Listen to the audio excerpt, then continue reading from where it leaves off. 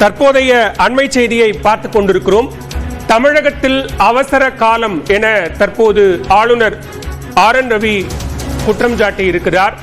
இன்று தமிழக சட்டப்பேரவையின் ஆண்டின் முதல் கூட்டத்தொடர் ஆளுநர் உரையுடன் தொடங்கவிருந்த நிலையில் அவர் தேசிய கீதம் இசைக்கப்படவில்லை என்ற காரணத்தால் உரையை வாசிக்காமல் புறக்கணித்து சட்டப்பேரவையிலிருந்து வெளியேறினார். இந்நிலையில் தற்போது ஆளுநர் மாளிகை தரப்பிலிருந்து வெளியிடப்பட்டிருக்கக்கூடிய தகவலின் அடிப்படையில் தமிழகத்தில் அவசர காலம் தற்போது நிலவுவதாக குற்றம் சாட்டி பதிவு ஒன்றை வெளியிட்டிருக்கிறார்.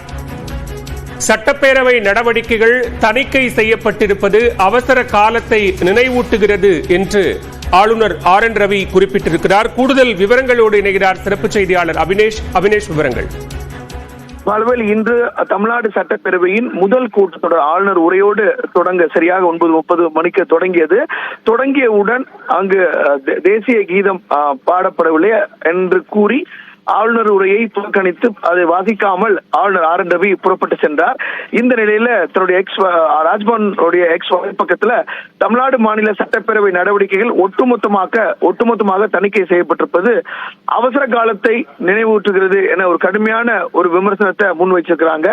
மக்கள், குறிப்பாக தமிழ்நாட்டின் சகோதர சகோதரிகள் பேரவையில் உண்மையான நடவடிக்கைகள், அதில் உள்ள அவர்களின் பிரதிநிதிகள் நடத்தை ஆகியவற்றை அறிவதிலிருந்து விளக்கப்பட்டிருப்பதாகவும் அதற்கு பதிலாக மாநில அரசின் வெட்டப்பட்ட காட்சிகள் மட்டுமே வழங்கப்பட்டிருக்கிறது.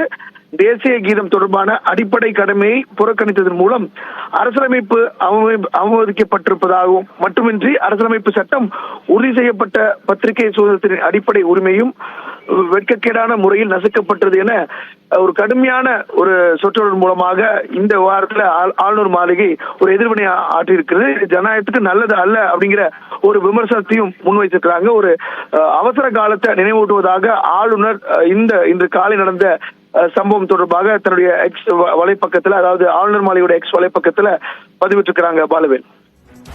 அபினேஷ், இந்த விவகாரம் தொடர்பாக ஏற்கனவே ஆளுநர் மாளிகை தரப்பிலிருந்து காலையில ஒரு விளக்கம் என்பது அளிக்கப்பட்டிருந்தது.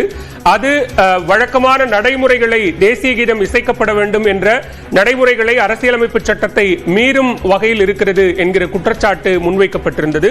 தற்போது இரண்டாவதாக மற்றொரு குற்றச்சாட்டை ஆளுநர் முன்வைத்திருக்கிறார். இதை எப்படி புரிந்து கொள்ளும்?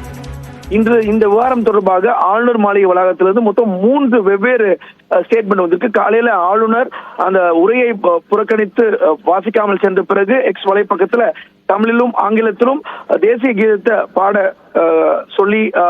பாட முடியாத ஒரு சூழ்நிலை ஏற்பட்டதை குறித்து எக்ஸ் வலைப்பக்கத்தை குறிப்பிட்டார். தொடர்ச்சியாக ஒரு ஸ்டேட்மெண்ட் வந்திருது. அதை தாண்டி தற்போது மீண்டும் இந்த சம்பவம் தொடர்பாக ஒரு ஸ்டேட்மெண்ட்டை கொடுத்திருக்கிறாங்க. பாலவேல். விவரங்களுக்கு நன்றி அபினேஷ்.